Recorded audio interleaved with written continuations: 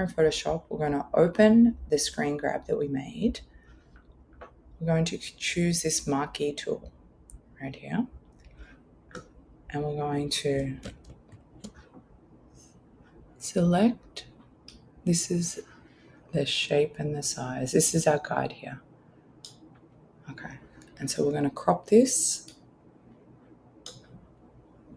And we're going to use this as our basis. Okay. And then, so I'll show you, this is my actual file now that I created earlier. Let me just turn off the guides. Okay. So here I have, on one layer, I have the number. On another layer, I have the turquoise background. And then I have the hero shot. So it's really simple. It's 3 layers. From these 3 layers, we're going to make an animation. And it's so simple and it's going to look great. And so here we're just going to go to open up our timeline. Okay. And so here I have the previous animation that I created, but I'm going to delete this in a second and show you how I got to that point. Okay, but let's play it.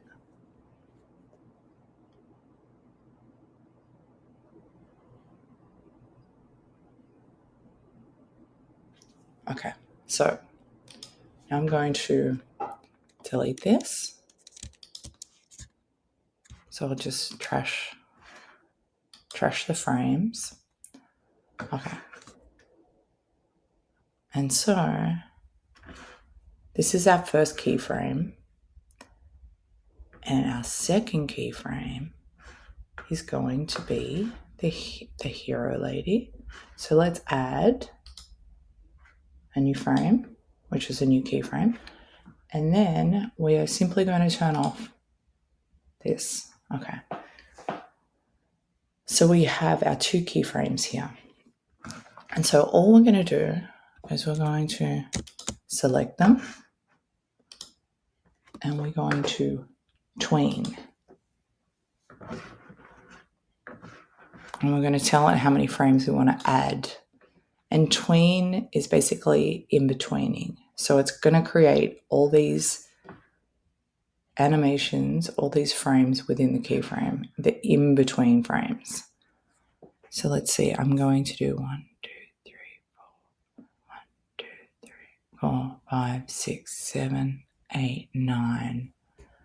Okay, I'm going to do 9 in between. And then tween with, yes, okay. Okay, so here, now you can see it created all these in-between frames for us. It's so simple. It's amazing. Okay. And then, so what I want to do is I also want to create, I want this guy to stick around a little longer, this. So what I'm going to do is I'm going to add another frame at the end of this.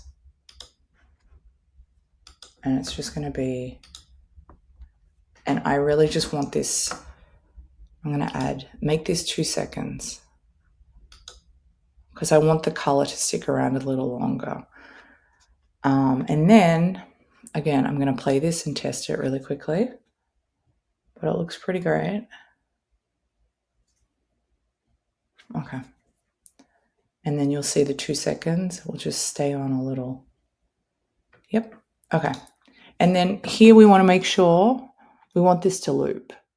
So we want to have it on forever. We don't want it to just go once because then obviously it's going to be stuck.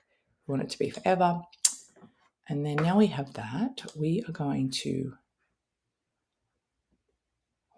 export this. So we're going to go to export and we're going to save for web. And then, so we want to choose a GIF because it's going to be an animated GIF. And then you'll see here, we can, if we wanted to, we could, to make the file size slightly smaller, we could play around with 128 colors. I'm going to leave it at this for now and see how it plays. And if it, If it doesn't play the way I want it to, then I could always come back in and modify that. That's definitely something that by decreasing the amount of colors, you're going to decrease the file size. But I'm pretty happy with this at the moment. And there's a lot of tricks that when you're creating an animated GIF, there's a lot of tricks that you can use to make the file size smaller. It's really just a matter of experimenting. Okay, so here I'm happy with all of these. I'm not going to change any of these, but again, you can play around with do you want it to be selective, adaptive? I'm going to go with the defaults for now. And this is our image size. And then also we can test it again and see how it looks, which is more true to how it's going to look. And again, I think it looks great. Okay, and so I'm going to save this. And so I'm going to add it, I'll save it in there. And then next thing will be to upload it to Squarespace.